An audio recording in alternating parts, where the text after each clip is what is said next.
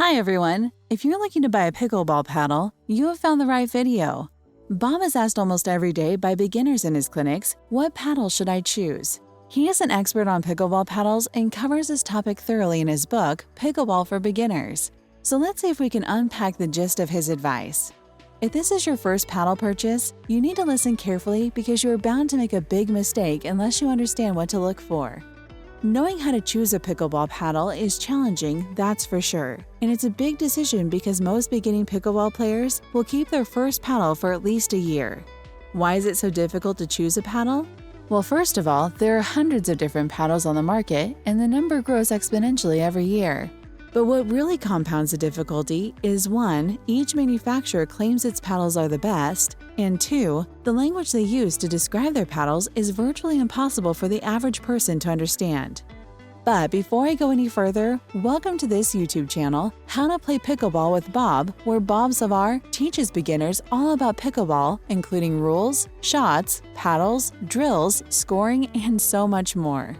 Be sure to subscribe to this channel and click on the notification bell so that you'll know whenever Bob uploads a new video that will give you more great information about the game of pickleball.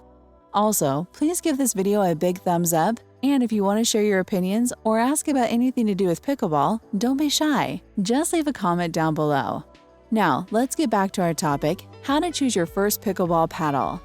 There are 5 criteria to consider when purchasing your first paddle: weight, grip size, material, paddle size, cost. Let's start with the weight of the paddle. Pickleball paddles generally weigh from around 7.2 ounces to 8.5 ounces.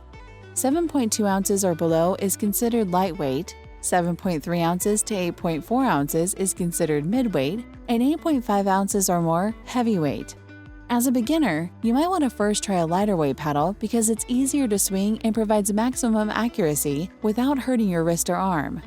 A lighter weight paddle also means you won't get fatigued so quickly, so it's generally best for beginners.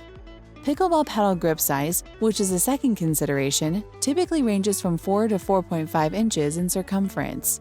Many paddles don't come in a variety of grip sizes, so be sure to look into this before purchasing your first paddle. If you select a paddle with the wrong grip size, it could cause elbow pain, and no one wants to have to deal with injuries. The third consideration, paddle material, is the most confusing because of the jargon manufacturers use to describe both the surface and core of their paddles. Generally speaking, pickleball paddles made of wood are the cheapest and heaviest, and Bob does not recommend wood paddles under any circumstances. Paddles made of graphite are more expensive and often weigh less, yet provide excellent performance. Composite paddles share the characteristics of both wood and graphite and can be considered a viable alternative to expensive graphite.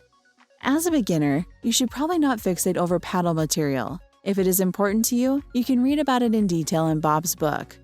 The fourth consideration, paddle size, is an easy one. Pick a regular or wide body size paddle. Both provide ample coverage and a large sweet spot. You can't go wrong with either paddle size. Don't start out with an elongated paddle. These are more suited to advanced players. The final point, cost, is purely subjective. Expect to spend between $50 and $100 for a good paddle that will last you a long time, depending on how often you play.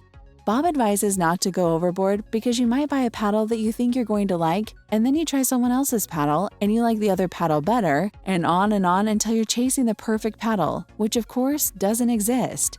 So be frugal when purchasing your first paddle. One last piece of advice, which Bob covers in his book, is that there are a handful of companies, including some manufacturers, as well as online retailers like Pickleball Central, that offer loaner paddles that you can try before buying. For more information on choosing a pickleball paddle, head on over to Amazon to get the Kindle version or paperback of Pickleball for Beginners. Just click on this link. Start your journey today into the wonderful world of pickleball by choosing the right paddle and learning how to play pickleball the right way. You won't regret it.